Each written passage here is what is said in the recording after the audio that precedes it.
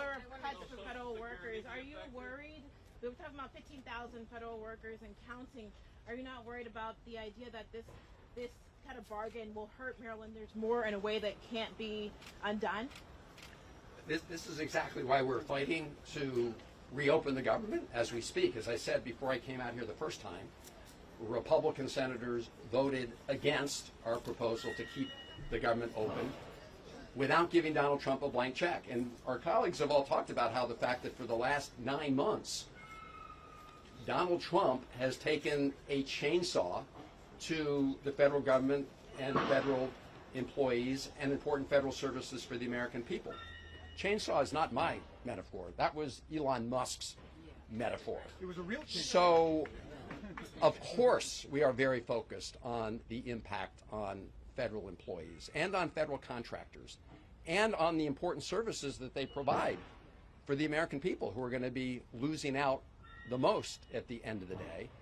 It's also why, as we work to reopen the government, we are working to ensure that there are services that are there to help people who are in need. And the best way to deal with that, of course, is to reopen the government. But in the meantime, we are looking for ways to ease the pain. Let me turn it over to Jamie.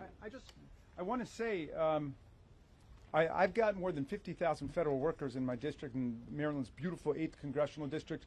The overwhelming number of federal workers I've heard from have been telling me, and I believe my colleagues have had the same experience, we must hang tough for the health care rights of the people.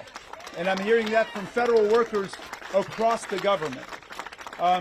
They understand that the fallacy that was invoked by one of your colleagues who said, well, they're saying that if they close the government, they're threatening they're going to fire more workers. Well, first of all, there is no additional legal authority they get to fire anybody by virtue of being in a government shutdown. That's number one. Number two, the law has not stopped them from illegally firing hundreds of thousands of people so far.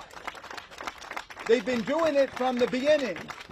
Illegal firings, illegal layoffs. They are now in court saying that the civil service itself is unconstitutional. They're saying that the civil service, which protects all of the federal workers against being fired for political reasons, is unconstitutional because it interferes with the president's Article 2 power to employ and to discharge whomever he wants. So we understand we are in a fundamental struggle here over the nature of American democratic government. And we're not going to fall for silly arguments like that. They've been firing people illegally from the beginning. And if they continue to do it, we will be in court first thing the next morning with our documents to get people their jobs back.